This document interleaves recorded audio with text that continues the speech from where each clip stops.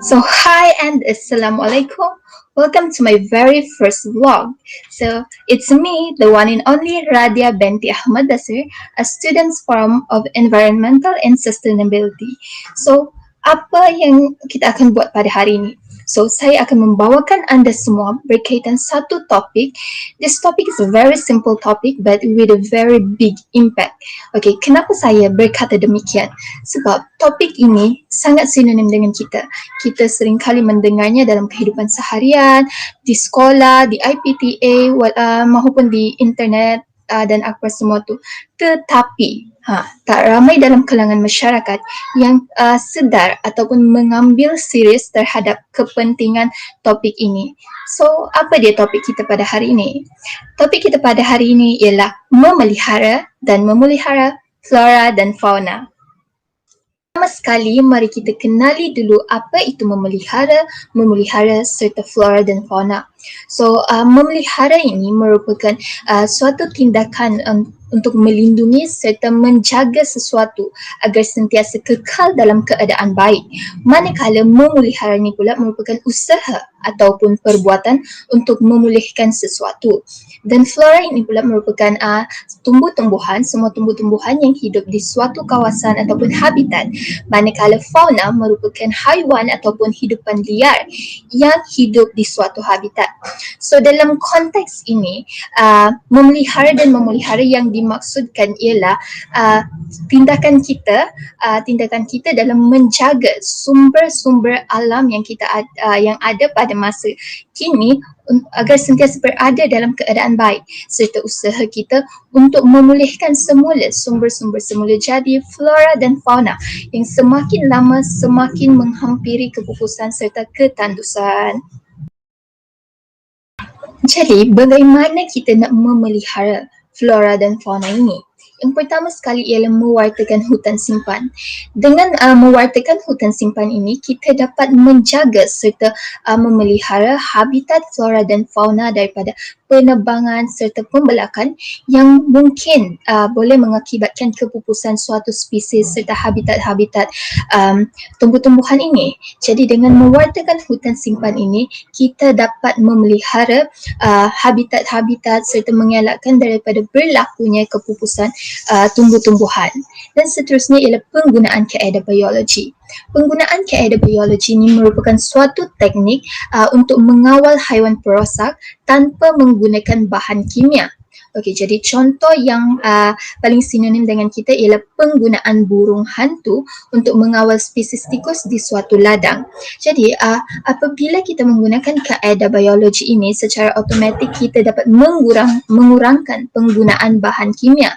Jadi kita tahu bahawa bahan kimia contoh racun serangga yang digunakan dalam pertanian dan kemudiannya akan dan akhirnya mengalir ke dalam sungai. Ini penggunaan racun serangga yang tidak terkawal lah. Mengalir ke dalam sungai akhirnya akan menyebabkan sungai tersebut tercemar. Dan apabila sungai tersebut tercemar, secara tidak langsung ianya akan mencemar ataupun menjejaskan hidupan akuatik yang terdapat dalam sungai. Jadi penggunaan kaedah biologi ini juga turut dapat memelihara hidupan akuatik.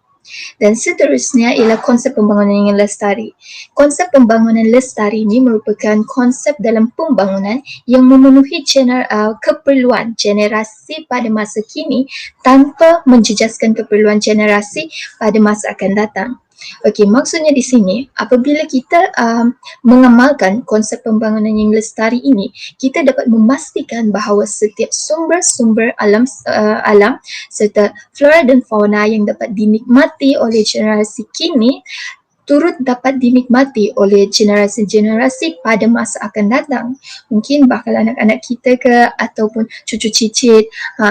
So gunakanlah konsep pembangunan yang lestari dalam pembangunan di negara kita pada hari ini. Cara-cara memelihara. Okey, antaranya termasuklah mengawal mengawal aktiviti pembalakan serta menggiatkan penghutanan semula. Okey, seperti yang kita tahu, pembangunan di negara kita semakin pesat. Begitu juga dengan pembalakan serta penerbangan yang semakin pesat untuk memenuhi keperluan pembangunan kita pada masa kini. Jadi untuk memulihkan semula ataupun mengelakkan tumbuh-tumbuhan ini daripada pupus, maka kita perlulah menggiatkan penghutanan semula. Kerana penghutanan semula ini mampu memulihkan ataupun menyeimbangkan semula kuantiti sumber-sumber semula jadi yang ada pada hari ini. Dan seterusnya penggunaan konsep 3R iaitu reduce, reuse dan recycle juga amat penting. Contoh misalnya penggunaan semula serta pengitaran semula iaitu reuse dan recycle bahan-bahan plastik seperti botol plastik, bekas plastik dan tin minuman mampu mengurangkan penggunaan bahan mentah dalam industri pembuatan. Jadi apabila kita dapat mengurangkan penggunaan bahan mentah ini secara tidak langsung, sumber-sumber semula jadi seperti tumbuh-tumbuhan misalnya pokok yang digunakan untuk membuat kertas dapat dikurangkan.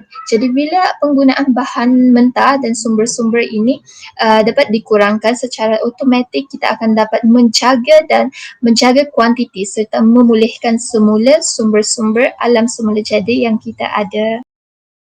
Kenapa penting untuk kita mengetahui dan mempelajari konsep memelihara dan memelihara ini? Kerana sumber-sumber alam semula jadi ini, flora dan fauna merupakan nadi kepada kehidupan manusia. Tanpa sumber-sumber ini kita tidak akan dapat hidup kerana sumber semula jadi alam ini merupakan keperluan asas bagi kehidupan manusia.